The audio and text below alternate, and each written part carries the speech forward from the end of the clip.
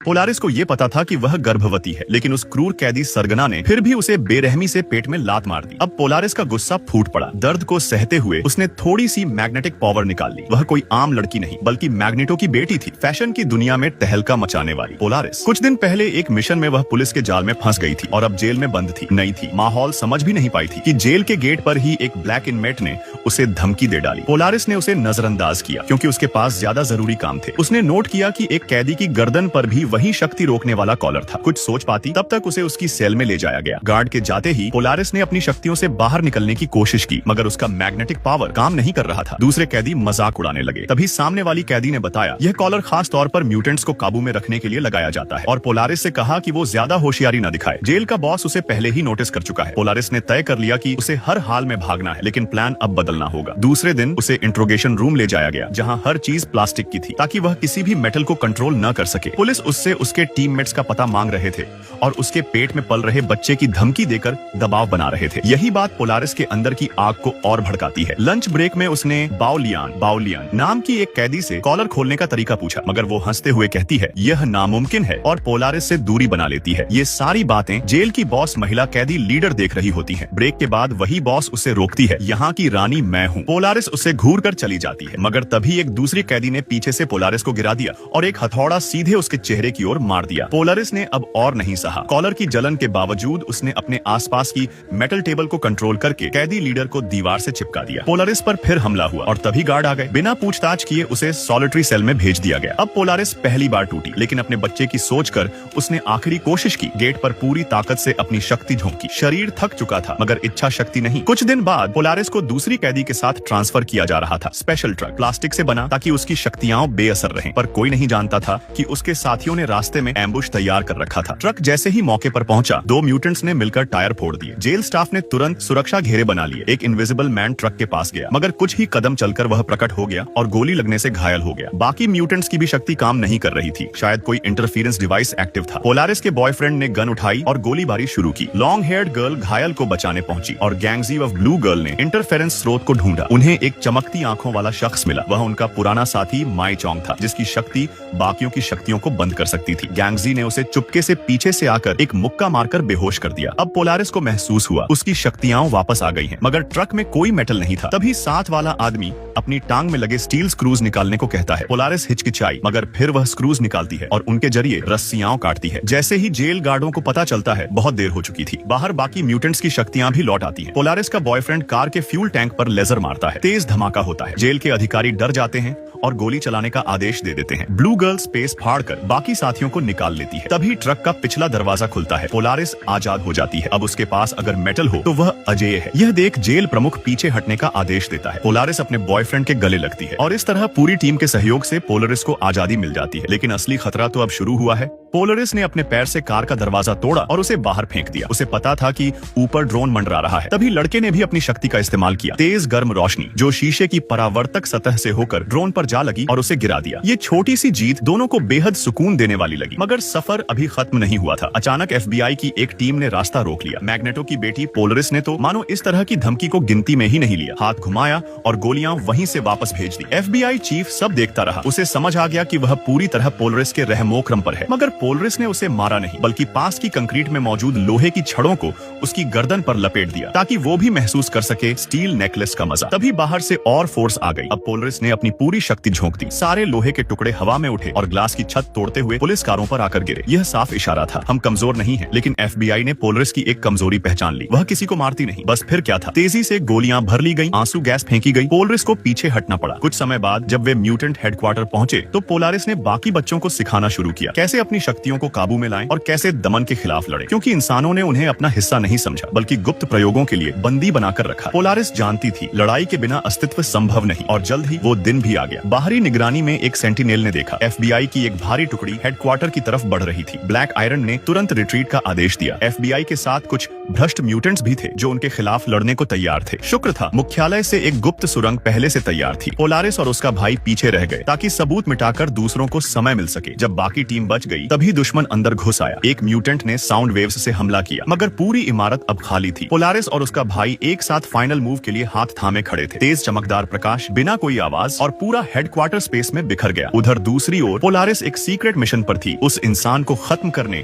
जो म्यूटेंट्स पर अत्याचार कर रहा था। उसके साथियों को यह बात पसंद नहीं आई। उनका मानना था इससे इंसानों और म्यूटेंट्स के रिश्ते और बिगड़ेंगे, मगर पोलारिस जानती थी इज्जत डर से आती है, दया से नहीं। वो शांतिपूर्ण सह अस्तित्व चाहती थी, मगर कमजोरी के साथ नहीं। अब पोलारिस का बच्चा पैदा होने वाला था और लगता था उसके पेट में बच्चा भी उतना ही जिद्दी था जितनी वह खुद। पोलारिस के पेट में पल रहा बच्चा उसकी माँ से भी ज्यादा जिद्दी निकला। एक बार की हलचल में ही 6000 पाउंड वजनी कार उसकी ओर खींच गई। ये देखकर सभी दोस्त हैरान रह गए। आखिर मैग्नेटो का खून था। बच्चे की डिलीवरी सुरक्षित हो सके, इसके लिए दोस्तों ने पोलारिस के लिए एक पुराना सैन्य बंकर किराए पर लिया, जिसकी दीवारें पूरी तरह कंक्रीट से बनी थी। मगर ये काफी नहीं था। डक्सन 3 सिस्टर्स नाम की 3 लड़कियों ने अपनी मन को मोहित करने वाली शक्ति से रेजिडेंट कमेटी को भ्रमित किया और सुरक्षा के नाम पर आसपास के लोगों को वहां से हटवाया। हालांकि पहले तो अधिकारी माने नहीं, मगर पैसों की चकाचौंध ने उनकी ईमानदारी को हरा दिया। सब कुछ प्लान के मुताबिक चल रहा था। बंकर के बीचों बीच बनाया गया एक स्पेशल लेबर रूम, जो बुलेट प्रूफ ग्लास और स्पेशल प्लास्टिक से बना था, ताकि कोई भी लोहे की चीज पोलारिस के बच्चे को नुकसान न पहुंचा सके। मगर लेबर रूम तैयार भी नहीं हुआ था कि पोलारिस के पेट में हलचल शुरू हो गई। उसे तुरंत अंदर लाया गया। पोलारिस ने कोशिश की शांति बनाए रखने की, मगर दर्द के साथ उसकी शक्तियां भी बाहर आने लगी। पास पड़ा एक फोर्कलिफ्ट तक हिलने लगा। किसी तरह उसे बेड पर लिटाया गया। बच्चा निकल नहीं रहा था और पोलारिस की ऊर्जा भी खत्म हो रही थी। बिजली की लाइटें चमकने लगीं, बाहर की लोहे की चादरें, कारें, दरवाजे सब उसकी शक्ति से कांपने लगे। मगर डिलीवरी पूरी नहीं हो रही थी। डॉक्टर ने बताया कि पोलारिस किसी मानसिक तनाव में है और जब तक वो हल नहीं होगा बच्चा बाहर नहीं आएगा। फिर डक्सन तीनों बहनों ने पोलारिस के दिमाग में प्रवेश किया। उन्होंने उसे एक सपना दिखाया जहां म्यूटेंट्स ने लड़ाई जीत ली है। एक शांतिपूर्ण यूटोपिया बस चुका है और पोलारिस का बच्चा खुशी से खेल रहा है। पोलारिस की आंख खुली। उसे अपना मकसद याद आ गया। वो पलटा और फिर पूरी ताकत से जोर लगाया। बिजली का झटका पूरे शहर में फैल गया। सिस्टम ठप पड़ गया, मगर आखिरकार बच्चा सुरक्षित पैदा हुआ। उसका नाम रखा गया चेनशी, जिसका मतलब है सवेरा, एक नई शुरुआत। लेकिन ये पावरफुल जन्म सरकारी राडार पर आ गया। अगले ही दिन अखबारों की हेडलाइन बनी, रहस्यमय ब्लैकआउट। जुईजी नाम की एक अधिकारी ने डक्सन बहनों को आदेश दिया, जिस किसी को भी ये जानकारी है उसे मिटा दो। सिर्फ रेजिडेंट कमेटी का मोटा मैनेजर ही सब कुछ जानता था। एक दिन पहले ही उन्होंने उसके घर के गार्ड को शैडो मैन से मरवा दिया। अब टारगेट था वो फ्लाइट बुक की मैनेजर। वो भागना चाहता था, मगर तीनों बहनों को देखकर समझ गया कि अब निकल पाना मुश्किल है। उन्होंने उसकी सोच को अंधकार में डुबो दिया। पर तभी एक फोर्कलिफ्ट अचानक टकरा गई, जिसने सबको चौंका दिया। ये हादसा साफ दिखाता था कि जुईजी अपने रास्ते में आने वालों को खत्म करने में जरा भी रहम नहीं करती।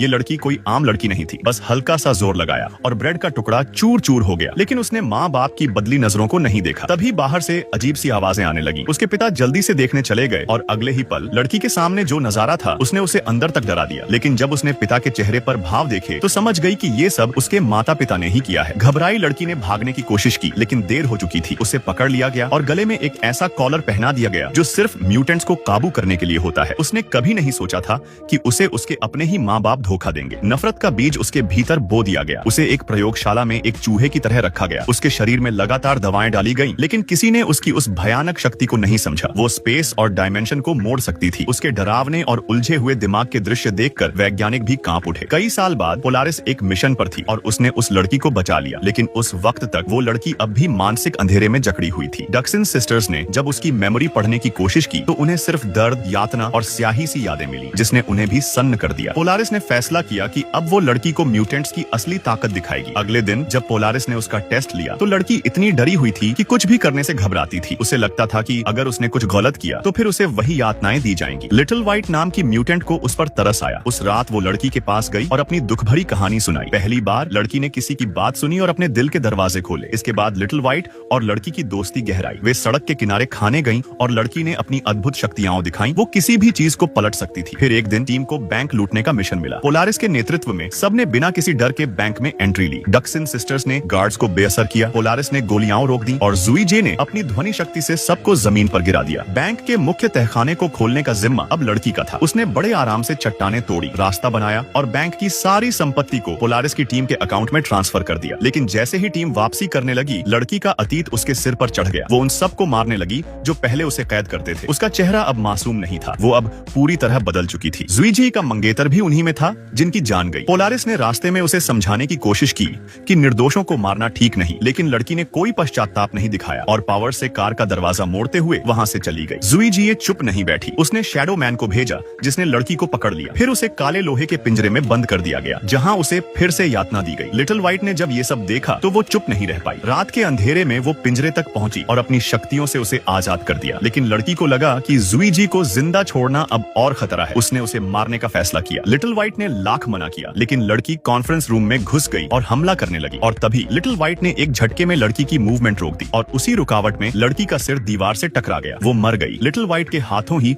उसकी जान चली गई। अब उसका दर्द और पछतावा शब्दों में बयान नहीं किया जा सकता था। किसी को नहीं पता था कि ग्लैमरस और खतरनाक दिखने वाली डक्सिन सिस्टर्स असल में 5 जुड़वा बहनें थीं। बचपन से ही उन्हें एक प्रयोग के हिस्से के तौर पर इस्तेमाल किया गया, एक इंसानी औजार। हर मिशन से पहले साइंटिस्ट उन्हें ब्लैकमेल करता। 3 को भेजने से पहले 2 बहनों को बंधक बना लेता ताकि बाकियों की वफादारी बनी रहे। ये अमानवीय तरीका धीरे धीरे उनके अंदर की मासूमियत को निगल गया। एक दिन साइंटिस्ट ने फिर से उन्हें एक म्यूटेंट के दिमाग में घुसकर जानकारी निकालने का आदेश दिया, लेकिन उस म्यूटेंट की चीखें और बेबसी ने बहनों का दिल दहला दिया। उन्होंने पहली बार विरोध किया और साइंटिस्ट से उसे छोड़ने की गुहार लगाई, पर साइंटिस्ट ने न केवल मना किया बल्कि गुस्से में आकर उन्हें धमकाया। बस यही वो पल था जिसने डक्सिन सिस्टर्स के भीतर सालों से दबी आग को भड़का दिया। जैसे ही सुरक्षा गार्ड्स उन्हें कॉलर पहनाने बढ़े, तीनों बहनों ने अपनी शक्तियों का विस्फोट कर दिया और आजाद हो गईं। लेकिन भारी कीमत चुकानी पड़ी। जो 2 बहनें बंधक थीं, वे इस विद्रोह के दौरान मारी गईं और उनकी मृत्यु का दर्द मानसिक रूप से बाकी बहनों को भी महसूस हुआ। इस दिल दहला देने वाली घटना के बाद डक्सिन सिस्टर्स ने हाउजी का साथ पकड़ लिया और धीरे धीरे हत्यारी मशीनों में बदल गई। पोलारिस जब ये कहानी सुन रही थी तो उसकी आंखों में नमी थी। उसे अपने पिता मैग्नेटो की याद आ गई, जो बिना कुछ कहे उसे छोड़कर चला गया था। यही भावनात्मक पल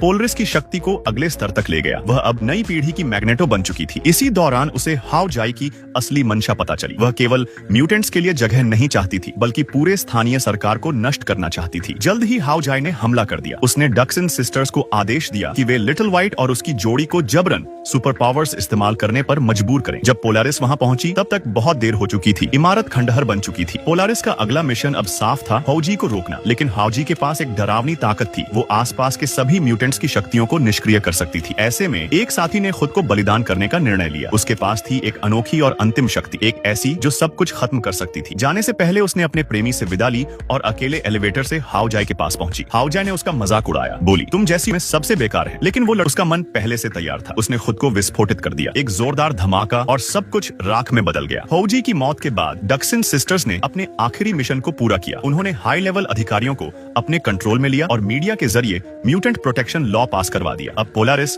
अपनी छोटी सी फैमिली, पति और बच्चे के साथ एक साधारण लेकिन सुखद जिंदगी जीने लगी और उस महिला म्यूटेंट के बलिदान को कोई नहीं भूला। उसके मकबरे पर हर हफ्ते फूल और श्रद्धांजलि देने वाले आते रहते हैं, परिवार वाले, दोस्त और वो तमाम म्यूटेंट्स जिन्हें उसने आजादी दिलाई।